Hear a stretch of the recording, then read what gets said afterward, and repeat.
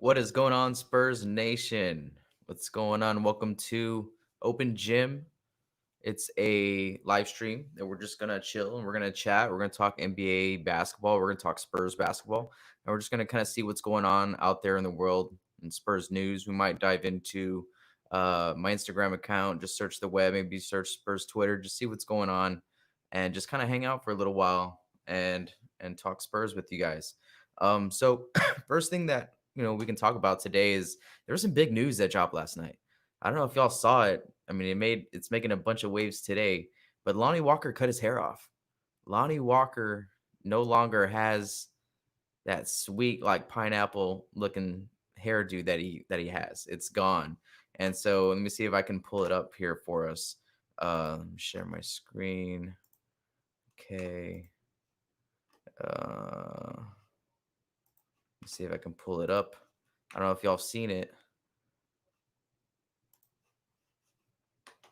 Share my screen. Chrome tab, Instagram. All right, so here's my Instagram page, right? First, what's going on? why is Kendrick why is Kendrick why is Kendrick Perkins showing off his handles right now on Bleacher Report? Let's see what Kendrick's got. Okay. Okay, Kendrick. Okay. He's open, Kendrick. Look up, Kendrick. Durant's open, Kendrick. Kendrick with the Sham God. Okay, Kendrick. Okay, Kendrick. What are you doing? Look up, Kendrick. He's open. Oh my God, Kendrick Perkins. What are you doing, brother? What are you doing? How did Kendrick Perkins get like on everything? And I don't hate it, but I kind of, you know, I don't like him throwing shade at my boy Jeff Garcia. That's for sure. Um, let's check this out. Okay, so Buddha, that is going to be Lonnie Walker's page. Let's see what's going on in his story. Okay, so here we go. If you go to his story, he's oh wow. Ooh. Okay. All right, so there he's teasing us. He's like, okay, it's gonna come off. It's gonna come off. Let's fast forward a little bit. Let's see who's gonna he's got some nice dogs. Oh no! Oh no! That looks dope. This photo right here, this profile, this side profile of Lonnie, that's dope. That's a good look. That's a good look. Dr. Jim. Ruby Rod. Oh man, the fifth element. Oh my god, the prince. Ruby Rod. Oh, the Bala. Oh, I like this one. I like this one. Bala Pat, do you approve? Did he approve? I don't know. I don't mind it, but that's long gone now. The possibility of that happening now is long gone. All right, so Lonnie Walker no longer has the do. I don't know if he. Okay, yeah, he does. He has it here. All right, so this is Vic the Barber at Vic the Barber did Lonnie up right. Man, look at that flat top. That would be so funny if he came out with just this, but nah. Oh my goodness. It's like a ninja like head. So you got sculpt or something. Man, dude, that is sick. That's some commitment. You imagine how much sweat is in that thing. Oh my god. Oh man, shout out to Lonnie Walker. See, like I like this. Like, dude, Lonnie Walker's got style. He's got class. He does his own thing when it comes to his personality, his persona, his brand, the way he portrays himself. He does his own thing and he has his own swag. And that's why I like the hair. I like that he was the only one really out there that had hair like that. Um, I wondered if it affected his play, and it didn't look like it did. Maybe it kind of threw him off a little bit when he was in the air. Maybe I don't know because, but but this look right here with this curl, that is sick. Like my boy's gonna look fly no matter what he does, but he's gonna put a little bit of swag on it. Oh, he's got the cross in the back. See, come on, like Lonnie Walker wasn't just gonna cut off and just get a regular fade. No, he's got a little bit more swag than that. All right, so let's see what's going on. Yeah, so what else is up in the world of Spurs Nation? Um, let's see what's going on here on Twitter. I wanted to talk about what the Spurs' chances are in this return to play because it's pretty confusing. It's like okay, there's 8 games, that everyone's gonna play. Okay, but the Spurs are what 4.5 games behind or something like that. So what needs to happen for San Antonio to go ahead and get one of those spots and try to at least get the ninth spot to get an opportunity to play in to get into the playoffs, right? And the Spurs have a very good chance of doing that. But let's see. There's an article out here by Paul Garcia from projectspurs.com. If y'all don't go to projectspurs.com, you're missing out on a lot of great Spurs content. Let me see if I can pull that up for you now too. All right, so let's do this. Let's share this screen.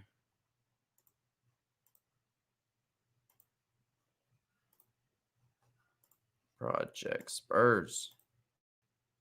All right, cool. So right here on projectspurs.com, you can see some of the stuff that I do. My film rooms are on this website. Here's my DeJounte Murray and Derek White film room. But there's an article, scenarios for the Spurs to get eighth or ninth place in seating for the games, right? So this is written by Paul Garcia. Shout out Paul Garcia. You can find him on Twitter at Paul Garcia. He's always dropping a lot of nuggets on the daily of what's going on in the world of the Spurs. So let's kind of like just glance through this for a second. How to get eighth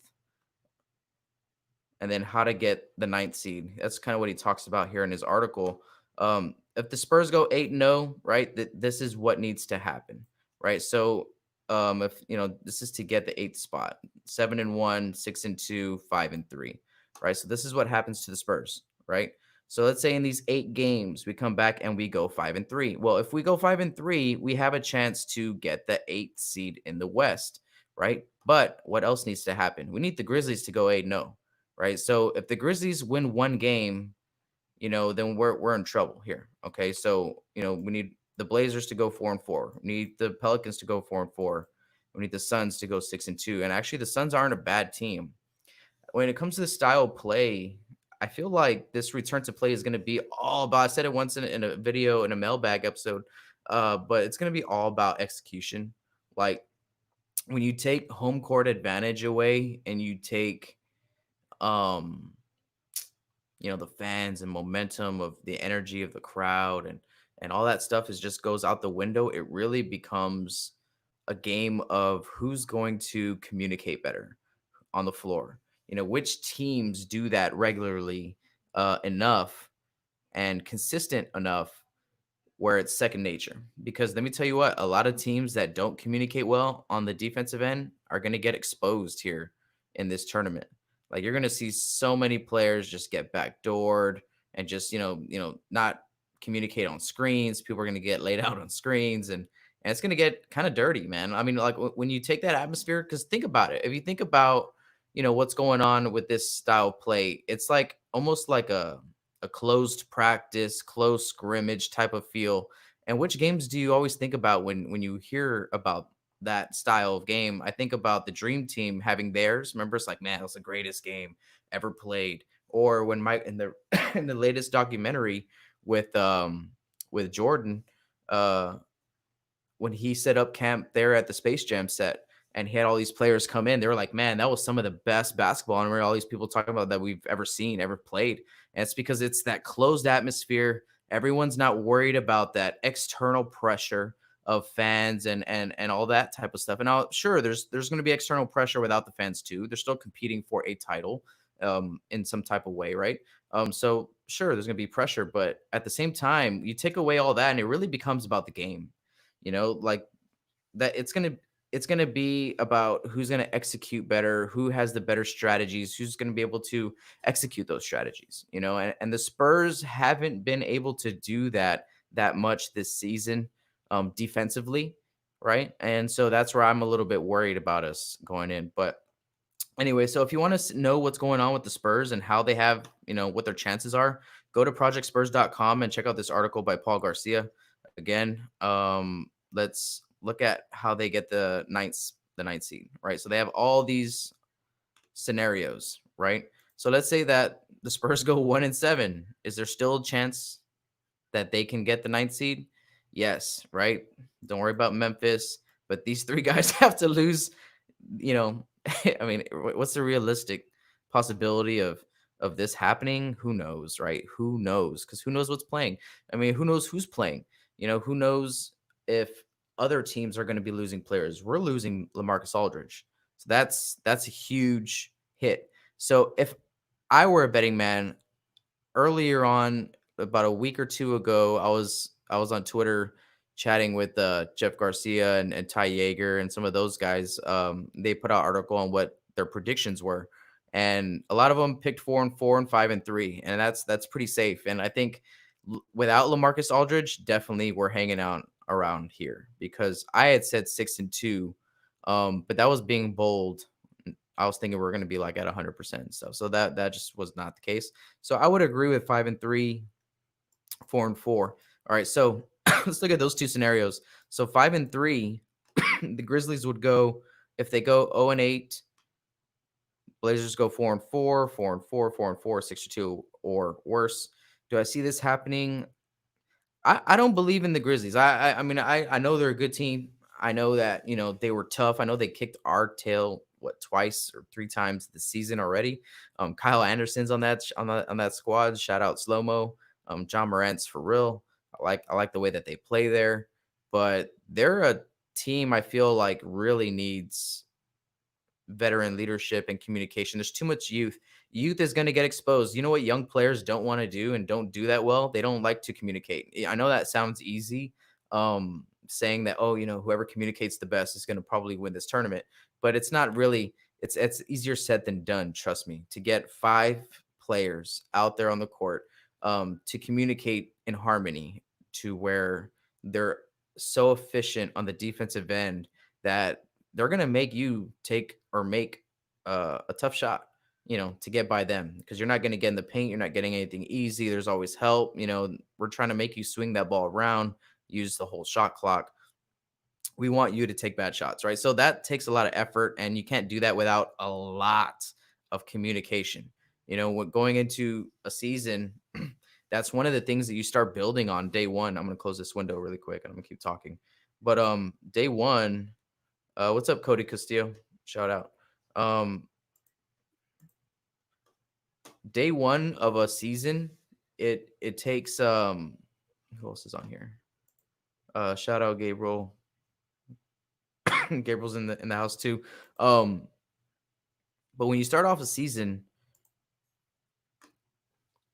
one of the first things you start doing is you start finding ways to build communication within your team. Now I'm speaking to you like as a coach. Now I'm speaking to you like how I coach my teams and how we build communication within our programs. It takes a long time, let me tell you that. You got to drill it, you got to build it. It has to happen organically as well. You have to influence the communication in a practice. Now I'm talking about like your training camps and your practice. You start building those foundations of communication because they need to transfer over to the floor. And a lot of what the Spurs do, and um a lot of what you know the whole dinners and having going out to dinner and having those types of conversations about things that are greater than basketball, that the Spurs are so famous for, in their system. A lot of that has to deal with building communication and building communication as people and understanding each other and getting to know one another. The only way you can achieve that is through communication, and um, it transfers over to the court from off the court. So that's why we encourage that so much, because on the court, communication is everything. If you're a team that's not communicating, you're most likely going to lose. Um, and then you build it in practice, right? Then you have your drills, your transition defensive drills, where you demand communication. That's where a lot of the work gets done, and transferring it over. When you design your drills for your practice to be designed to build the communication within your team, right? And so you do activities like that and strategies like that to, you know, do that. So the communication is huge, and in this tournament, and I think the Spurs hopefully get it together in that regard. So real quick, if you're watching us, got a few in here. Go ahead and like, subscribe, or if you're watching this at a later date, not live, make sure you click the like button down below. Make sure you subscribe. You hit the notification bell down there as well. So this is just an 11 a.m. or 10:30 a.m. What's up, Spurs Nation? Good morning. I got my coffee here.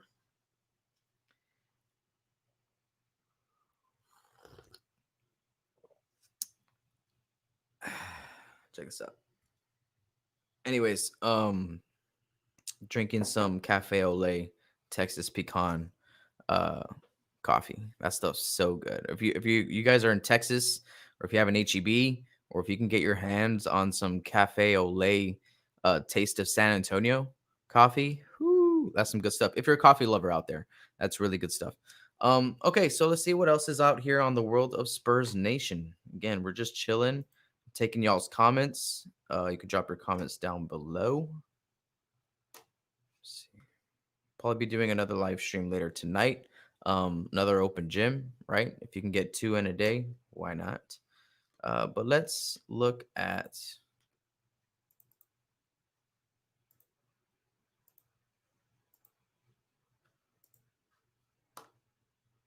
what's going on Bleacher Report. Oh, right off the bat, when you go to the Spurs page on Bleacher Report, the banner on top is a UTSA banner. Go Runners. If you see that, it says University of Texas at San Antonio, right? Love it. Go Runners, get rowdy, world class facilities, tight knit community. Since I'm doing little plugs for Cafe Ole San Antonio, I mean, I'm not sponsored or anything like that. I'm just telling y'all what I'm drinking. UTSA all the way, baby. So Lonnie Walker cuts his hair. It's going to be interesting. That's making headlines right now.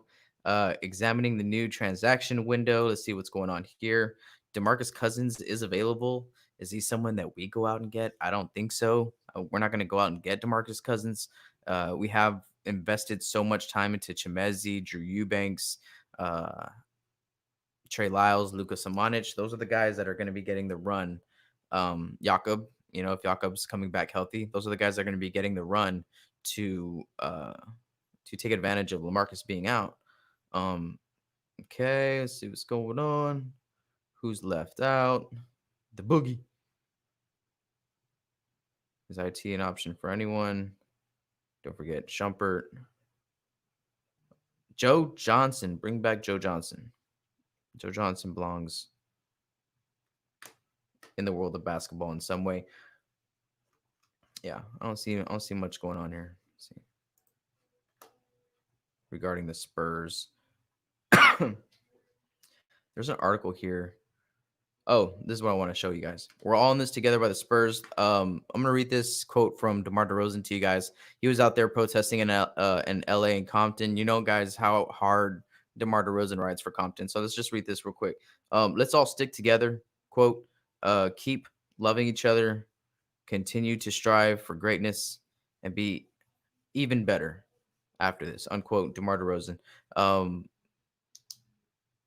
I got to give a lot of credit to DeMar, not just now, but over the past 2 years. I mean, I've known he was a great player, but um, to see kind of how he represents his community, how he never forgot his roots, and how he really cares about his roots and the people that um, brought him up and where he got brought up in Compton, and just wanting to see it thrive. He's one of those advocators that um, I really can support and get behind, because he does it in all these different types of ways. You know what I mean? So this is just another one of those ways of him showing his support for his community.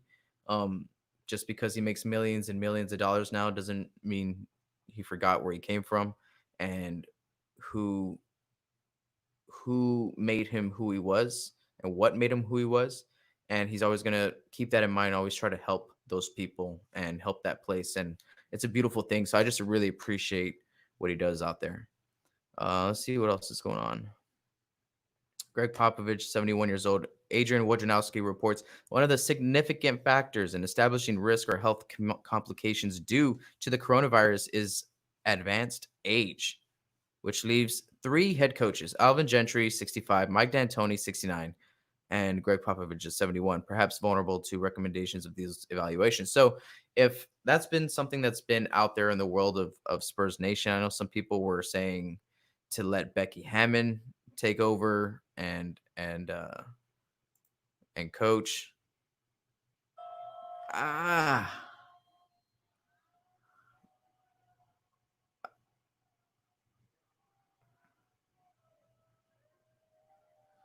man, that hurt my ears. Lonnie, man, Lonnie's ready for some change, and he wants to see some change in the community and in people and promote, the wellness of the community, and he's starting with his hair. He's changing his hair. Um, Ginobili. Okay. Anyways, um, a lot of people think Becky Hammon should come in and start coaching, but I don't know, man. I don't think it's necessarily. I mean, it's up to Pop. I want Pop there, of course. It would be cool if we can get like Pop up in the booth where like he's real secluded to maybe only practice, where he's only exposed to San Antonio Spurs people. I don't even know how that works, or if he's even allowed to go. I don't know. I want Pop there, but I do not want to put Pop in risk of harm's way just for, basketball. So if his age did become an issue where they wouldn't want him to return to Orlando, him, Mike D'Antoni, Alvin Gentry, those three guys, it's hard to imagine that those are the three oldest coaches in the NBA. Like there used to be a bunch of old coaches in the NBA. Remember like Don Nelson, like dude, all these old dudes, Jerry Sloan, rest in peace, Hubie Brown, all these old dudes. Now it's all these young coaches, right? They're like, we don't need a bunch of coaches who are not adaptable and still run the high low. You know what I mean? The NBA is shifting to these younger coaches that are a little bit more dynamic. But anyways, I wouldn't mind seeing Becky or Tim Duncan, or if Pop wasn't there, excuse me, if Pop doesn't come back to coach, it's going to be coaching by committee. That's what to be expected. That's what is to be expected, because that's what we got the two or three other times that either Pop missed or he was ejected. It was Timmy, the one that was doing the communicating to the players, but it was Hardy, it was Hammond, Chip, Timmy. It's the whole brain trust there, that are putting together these game plans. And Tim Duncan spoke to that after his first win against Charlotte. He's 1-1 as the official head coach. But he came out and said after the game that if it was him or Becky or Will, it doesn't matter. They would have done the exact same thing because they coach as a unit, and I think that's awesome. I think that's awesome when you have one, your head coach lets you, uh, lets the assistants do stuff is awesome. Um, Not every head coach is like that, um, but it takes a lot of trust in order for a head coach to allow his assistants. But he does. Pop does trust Becky. He does trust Will and of course, trust Timmy. Um, but yeah, so no, I think that's what we would expect. We would expect all three of them to kind of coach by committee. Okay, so let's go to this. All right, what's going on here? Lonnie. Yeah, a lot of people don't know, but because I haven't really seen it out there that much. I haven't really put it out there as well. I think I did once, but Bryn Forbes has been hanging out in San Antonio as well with Lonnie and getting out there in the community and helping, repair what was broken and just kind of show the right way of doing things and to be a positive example and to lead, by positive example. And that's what Lonnie and Bryn Forbes were doing out there in San Antonio. So big shout out to Bryn Forbes uh, and Lonnie Walker for going and stepping out and doing that. And just shout out to Bryn because I think that your Bryn hasn't really gotten much love. But darkness quote by Bryn: darkness cannot drive out darkness. Only light can do that. Hate cannot drive out hate. Only love can do that. Martin Luther King via Brent Forbes on Instagram. Absolutely. Spurs doing the right things, man. I love seeing the Spurs be a part of stuff. A year ago today, Tony Parker announced his retirement. Oh, dang. It's been a year.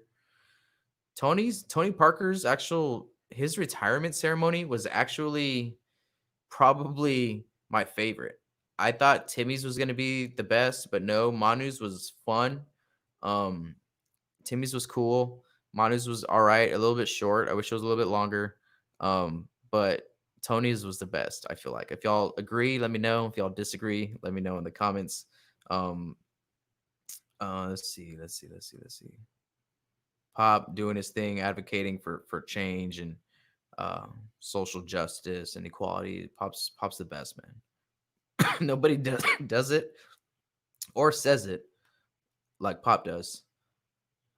All right, so let me see. We've been on for about 25 minutes. That's kind of all I wanted to do for you this morning. We'll get back on. Maybe I'll try to get back on later tonight using StreamYard. If you haven't checked out oocspurs.com, make sure to check them out. Make sure to go to projectspurs.com, see all the articles and all the new content that's dropping out over there as well. And you can always find everything that I do at robtjr.com.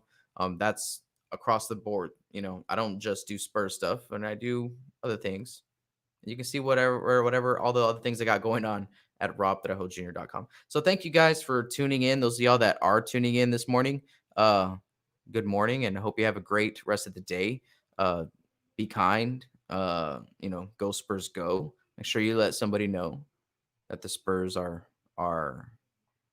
building something positive for the future. All right. So adios, Spurs Nation.